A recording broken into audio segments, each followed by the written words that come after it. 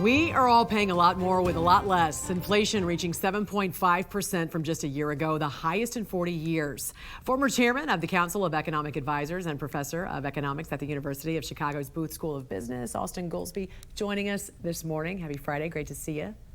Great to see you again. So you worked with the Obama administration and certainly had some challenges there, but 7.5% inflation, just one aspect, Austan, of what we are seeing. We also have this energy crisis with electricity bills seeing their highest increase in 16 years and only expected to get worse. What do you make of these reports?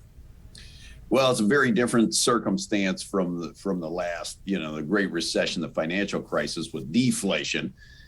In this case, the downside in the economy is prices rising. It's not like there are lacking upsides, though. You've had the best job creation in ever or in a very long time, and economic growth is strong. But you see, especially on physical goods, as we've shifted what we're spending away from services because of the virus, it's driven the price of the things we buy really through the roof. So we're getting some good news on incomes rising finally a little faster than prices. But the Biden administration, to the extent that they can influence this, I think they're going to just have to suck it up and take the criticism, because even in the best case scenario, it's going to be several more months like this. Well, to your point, Chairman Goolsbee, President Biden did issue this statement saying, quote, "We have been using every tool at our disposal. And while today is a reminder that Americans' budgets are being stretched in ways that create real stress at the kitchen table, there are also signs that we will make it through this challenge.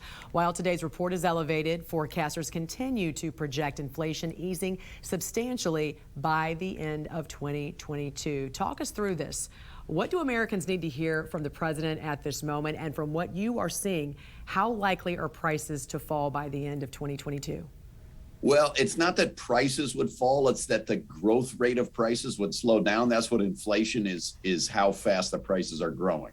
I think there definitely is the prospect that those prices could start coming down as the supply chain problems ease and as we get past the virus. I was never a fan of statements like this statement that you just quoted, because why make promises on things that you can't control? We don't know if Russia goes to war and that drives the price of oil back way higher even than it is now. You could see more inflation. So I think the fact that you're seeing the highest inflation in 30, 40 years in many countries of the world. In Germany, they got the highest inflation in 30 years. In China, they got the highest inflation in almost 40 years. That definitely suggests that there is some global supply chain problem.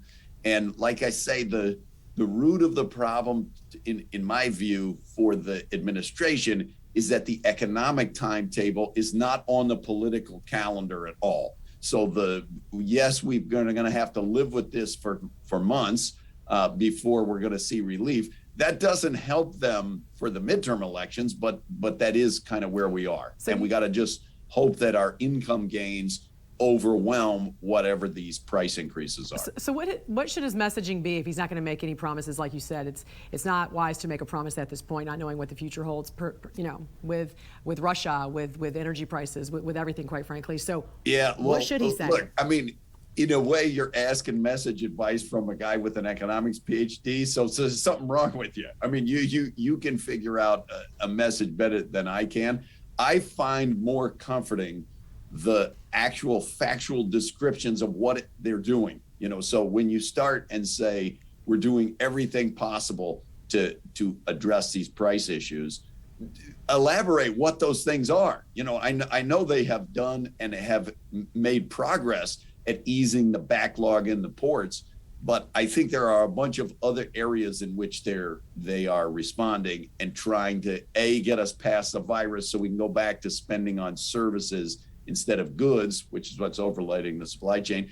And whatever else they're doing, tell us what they're doing. Don't make promises about future prices. You did mention the positive jobs report that we saw that really surpassed the expectations from a number of economists. And in the past, you have mentioned by the end of the summer, we could see the jobs market fully come back. Are we still on track, do you think, to see the market come back, the jobs market come back?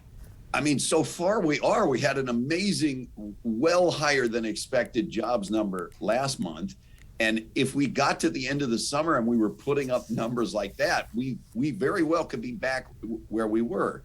And if we were back, the hope is that when the virus is done, the labor supply issue will potentially be over too, that there won't be as much labor shortage.